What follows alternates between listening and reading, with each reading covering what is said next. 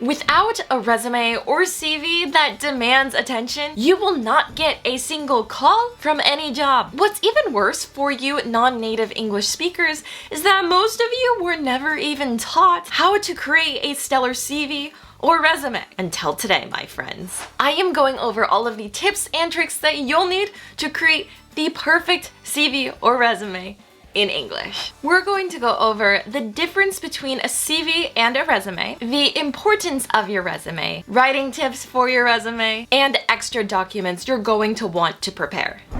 So, CV and a resume. Is there a difference between the two? Nope, there is actually not much of a difference. A CV and a resume are basically the same thing, they're just named differently depending on the country. In the US, where I am, you will usually apply for a job with a resume. But in the UK, Europe, or Australia, you'll apply with a CV. One important difference though is that if you're asked to apply for a CV in the US, it usually means they want a very long and detailed document highlighting your academic achievements in your field. However, that's usually just for academic positions, so normally you would not have to worry about that. For the sake of this video, I will be using the word resume since, again, I'm from America and I am more familiar with that word.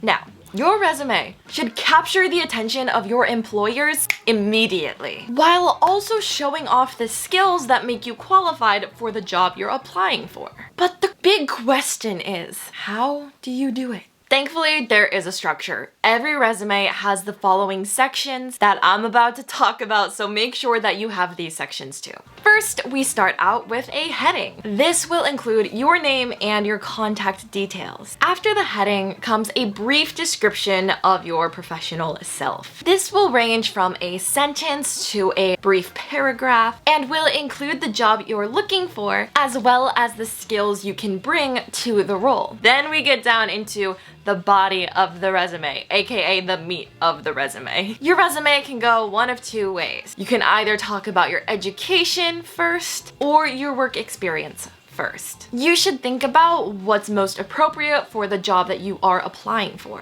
as well as what is the most impressive. If not, the person reading your resume might just stop reading and finish it before they get to the best parts. After your heading, objective, education, and work experience come the extras. This is the final section that should include any sort of skills or licenses that you've acquired. Remember that Photoshop course that you took during college? Write that down. Or the swimming team that you were captain of that won gold in their competition? Write that down. In this section, you can even include things like word processing experience or having a driver's license. Fun fact, I actually don't have a driver's license when most Americans my age do. So yeah, I would leave that out of my resume. Here is the thing. Make sure that every single thing that you put on your resume is going to look good or be relevant to the job that you're applying for.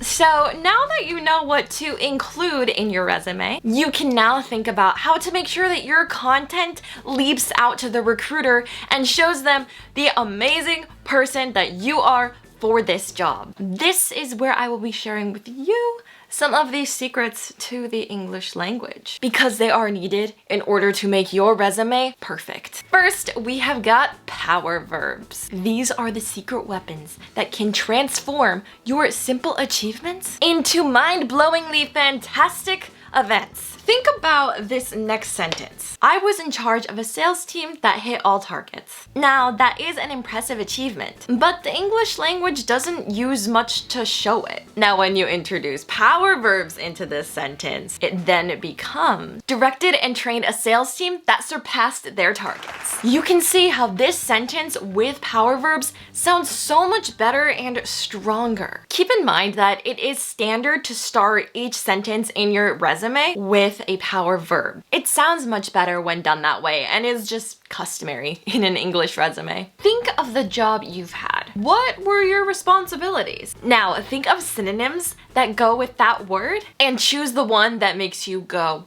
Wow. Of course, as a second language learner, you might feel like you don't know a lot of these power verbs, at least not as much as a native English speaker. This is where FluentU comes in, my friend. FluentU has tons of videos dealing with business English, so you can learn what power verbs and other business terms are used in real life, as well as on your resumes. There's even a video about resumes that you can watch about mistakes made in resumes. Each video also comes with a quiz so that you can remember what you're learning. You can get a free trial of FluentU with the link in the description below. So go down there, press on the link, learn some business English, and perfect that resume.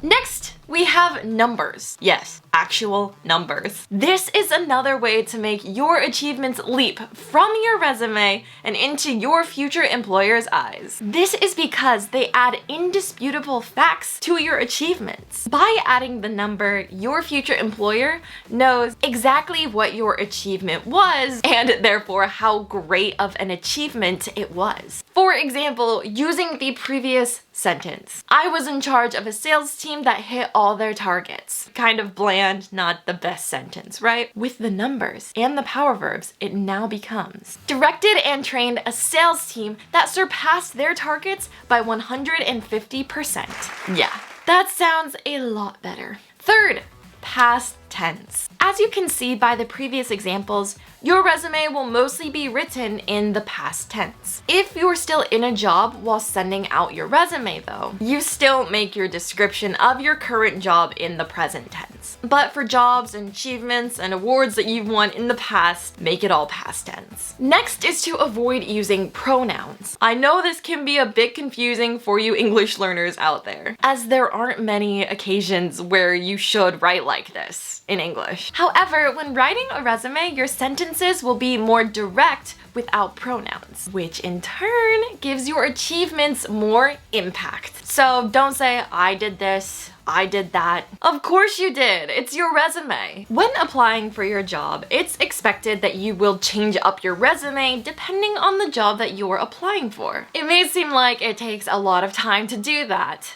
Trust me, I thought the same thing. But it's better in the long run if you apply with the perfect resume to 5 jobs instead of just a standard resume to 20 different jobs. I've modified my resume many different times depending on the job I was applying for. When I first graduated from college, for example, I applied to be an English grammar teacher at an academy. When applying for that job, I specifically focused on my teaching experience. But when I applied for this job, for example, I tweaked up my resume a bit. So I did mention my teaching experience, but I also added the experiences that I have with making and filming videos. So you usually don't need to change up your resume entirely when applying for multiple jobs, just certain parts of it. The final tip is perhaps the most obvious, but it's to edit and revise your resume. It's supposed to be a very official document, so if there's mistakes, it does not look good for you, my friend. So make sure you read, reread, and reread your resume again and make sure there are 100% no mistakes. If possible, run your resume by a native English speaker and they can do a quick grammar check on it.